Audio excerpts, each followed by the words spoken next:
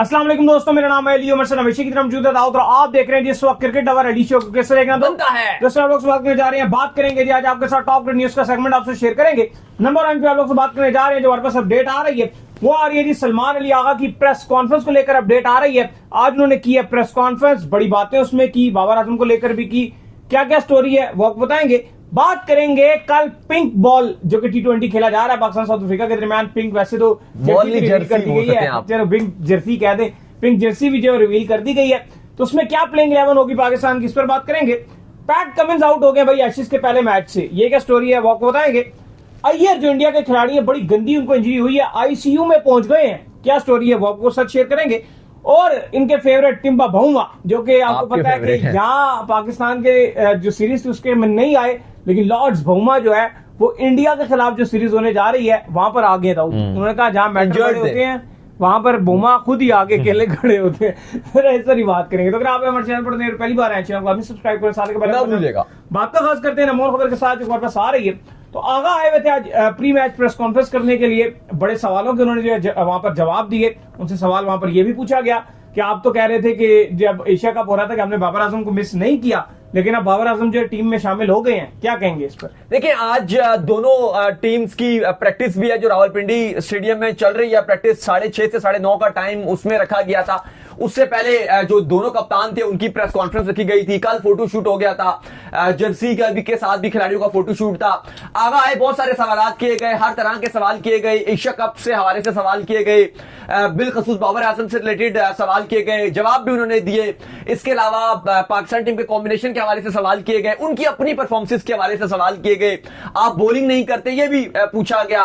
Wicket keeper Usman Khan के हवाले से सवाल किया गया। डिफरेंट सवाल थे और सबके उन्होंने जवाब भी दिए। बारी बारी बात करते हैं। सबसे पहले तो बात करते हैं बाबर आजम के हवाले से। जब उनसे सवाल किया गया कि एशिया कप जब पाकिस्तान हारा फाइनल तो आप प्रेस कॉन्फ्रेंस में आए, आपसे पूछा गया कि बाबर आजम या रिजवान को आप मिस कर रहे हैं, तो आपने कहा कि मिस नहीं कर रहे, हम किसी को भी मिस नहीं कर रहे, जो है वही है। तो अभी ऐसा क्या हो गया, क्या बाबर आजम स्क्वाड में भी आ गए हैं?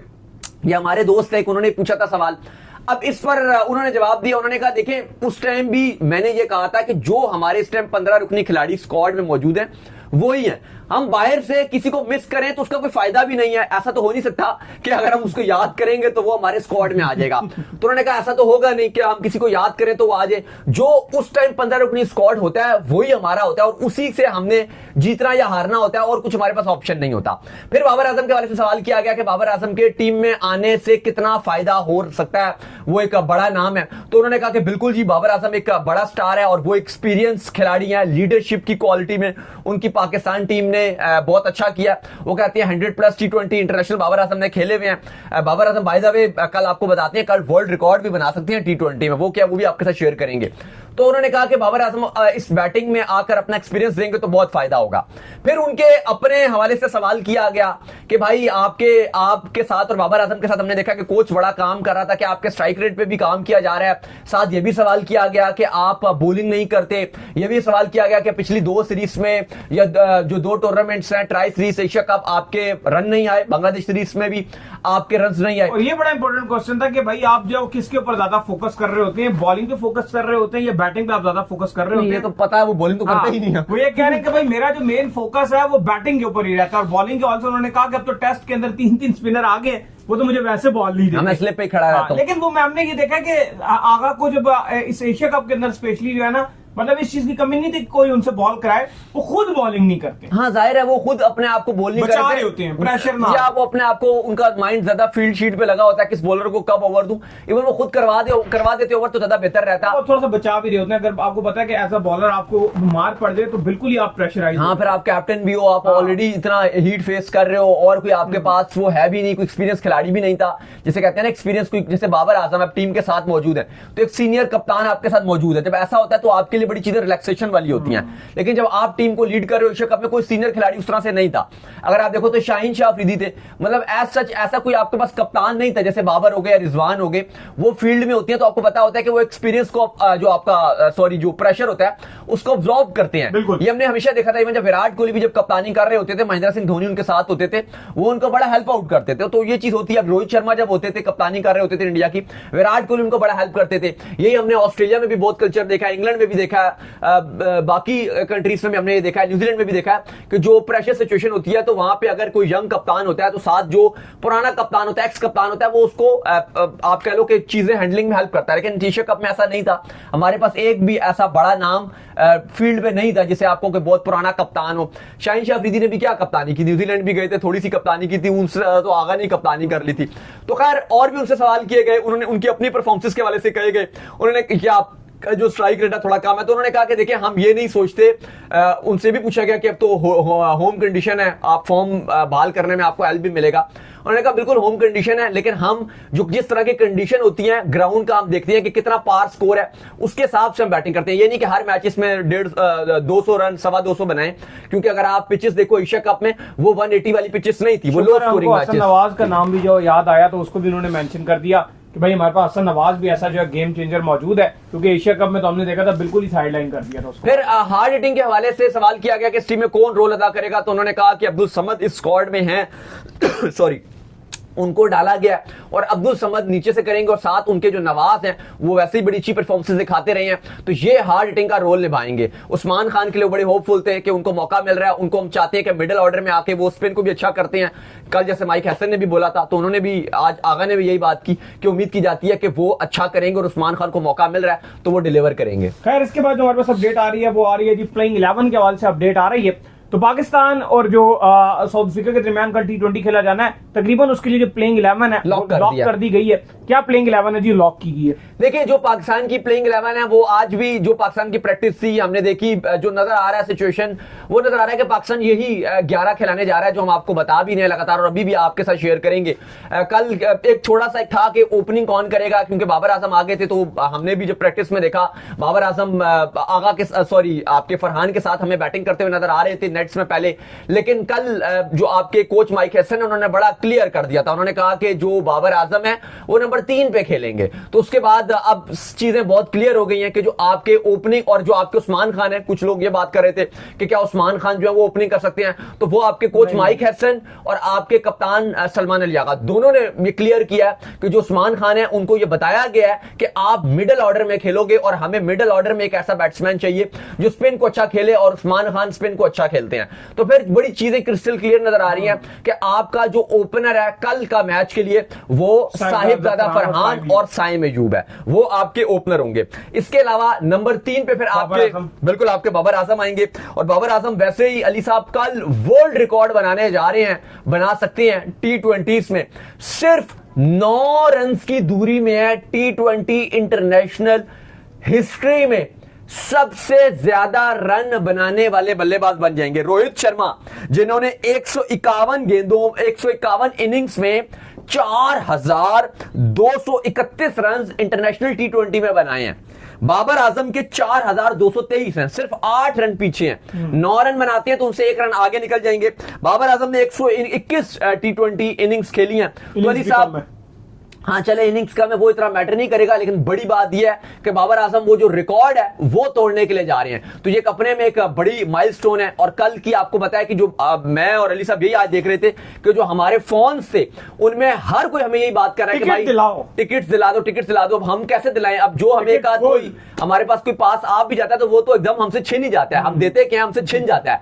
और अभी इवन जो हमारे इतने करीबी लोग थे उनको हमने खरीद कर दिया, यकीन मानिए, क्योंकि हमारे पास जो पास है वो तो हम दे गए, तो अब हम कहां से देते। लेकिन इतने कुछ ऐसे लोग हो जाते हैं जिनको मना भी नहीं कर पाते वो जब हमारे पास आते हैं।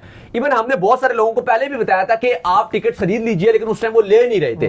लेकिन वो बाबर आजम जैसी स्पॉट में आ गए तो उसके बाद एकदम से टिकट सोल्ड आउट हो गए, तो ऑल सोल्ड आउट है। इवन आज आपकी जो सिक्योरिटी है पुलिस है, खालिद हमदानी साहब जो है रावलपिंडी के CPO साहब हैं, बड़े अच्छे इंसान है वो, उन्होंने जो है वो आज पूरा आपका ट्रैफिक प्लान भी दे दिया और उन्होंने बताया कि 4000 से ज्यादा नफरी जो है पुलिस की वो सिक्योरिटी प्लान तरकीब दिया, क्योंकि बहुत ज्यादा कल रश रहेगा पिंडी में। और वर्किंग डे है भाई, वर्किंग डे अली साहब, और आप हालत देखिए कि कितना ज्यादा प्रेशर आ रहा है। कहा जा रहा है कि जो आपकी कैपेसिटी है स्टेडियम उससे ज्यादा कल आवाम आने जा रही है, तो वैसे ही बड़ा लोड है। तो बाबर आजम की एक्चुअली बहुत ज्यादा हाइप है। खैर नंबर 3 पे बाबर आजम के बाद जो आपका नंबर 4 का स्लॉट है उसमें आपके कप्तान सलमान अली आगा आएंगे। नंबर 5 पे आपके उस्मान खान जो विकेट कीपर है, बल्लेबाज हैं, कम बैक कर रहे हैं। अभी थोड़ा सा मायूस भी हो गए थे, हम उनकी कुछ वीडियोस देख रहे थे, उनके अपने यूएई के साथी खिलाड़ी जो हैं वसीम हो गए और जो आसिफ हो गए वो उनको छेड़ रहे थे, स्पेशली आसिफ। कहा था ना हाँ बता कैसा लग रहा है। तो वो काफी मुझे भी मशवरा दे रहा है, तो मैं भाई लेकिन बहरहाल वो दोबारा पाकिस्तान टीम में आ गए, तो ये उस्मान खान के लिए एक अच्छी बात है। खैर नंबर 5 पे आपके उस्मान खान विकेट कीपर आ रहे हैं। नंबर 6 पे अब्दुल समद को खिलाया जाएगा, हार्ड हिटिंग का रोल उनको दिया जाएगा और आई होप कि वो अच्छा करें। होम सीरीज है, मौका भी अच्छा है। इसके बाद आपके नंबर 7 पे मोहम्मद नवाज, 8 पे फहीम अशरफ, इसके बाद 2 आपके फास्ट बॉलर खेलेंगे जिसमें शाहीन शाह आफरीदी और नसीम शाह को 11 में खिलाया जा रहा है। और कभी इतलात हैं कि आपके उस्मान तारिक 11वें होंगे।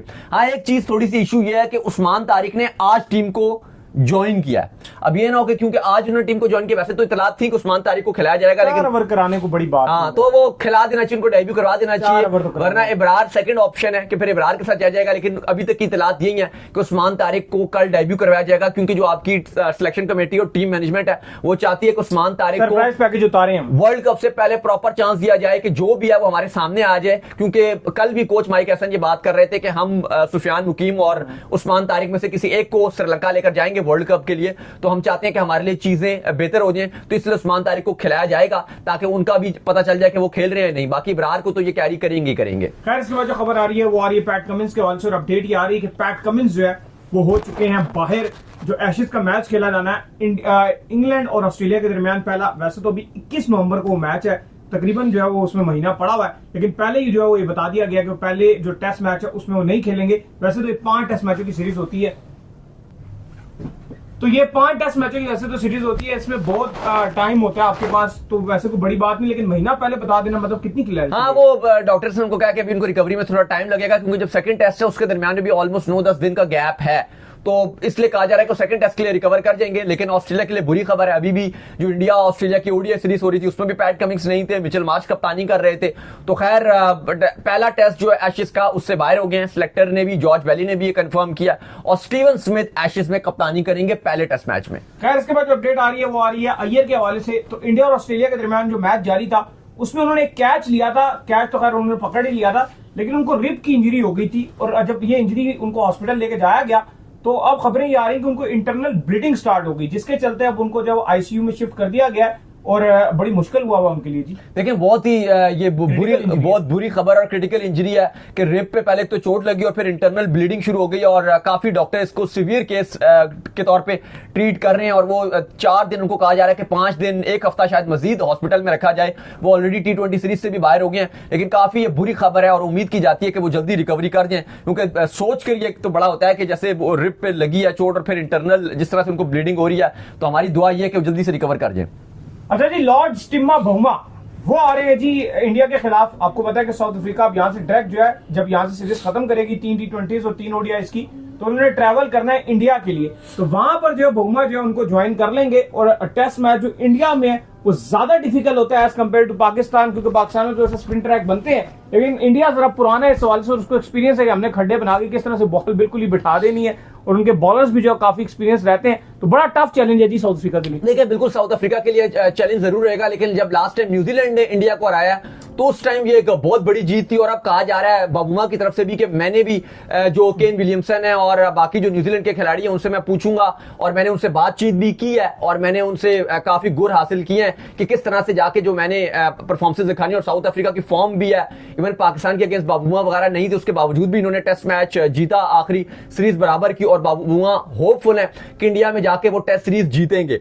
साउथ अफ्रीका ने अपना टेस्ट स्क्वाड अनाउंस कर दिया अगेंस्ट इंडिया। जल्दी से आपको पढ़ के बताते हैं। बाबूमा इंजर्ड थे पाकिस्तान के अगेंस्ट, इसलिए वो नहीं खेल सके थे। यहां पे बाबूमा की वापसी हो गई है। एडन मार्करम वाइस कप्तान है, Rickelton, Kyle Verreynne, Dewald Brevis, Zubayr Hamza, de Zorzi, Stubbs, Corbin, Bosch, Mulder, Marco Jansen, Rabada, Keshav Maharaj, Muthusamy और हार्मर। फुल स्पिन जो उनका पाकिस्तान के अगेंस्ट था वो उन्होंने अपना बरकरार रखा और उम्मीद है कि साउथ अफ्रीका अच्छा करेगा इंडिया में। तो चलिए उम्मीद करते हैं आज हमारे शो आपका ऑप्शन ऐप्स और वीडियो को लाइक कीजिए, हमारे चैनल को सब्सक्राइब कीजिए, साथ ही बेल आइकन को बजाइए। एक और काम कर लीजिए और वही कर लीजिए, इंस्टाग्राम पर आप जाइए, इंस्टाग्राम पे मुझे फॉलो कर लीजिए, वहां पे मैं मौजूद हूं, दाऊद क्रिकेट के नेम से। अगर आपको कोई सवाल हो तो भेजिएगा, उनको भी फॉलो कीजिए। मुझे फॉलो कीजिए, मैं ऑफिशियल के नाम से लिंक डिस्क्रिप्शन में मौजूद है, जाइए फॉलो कीजिए। अल्लाह हाफिज, बाय बाय।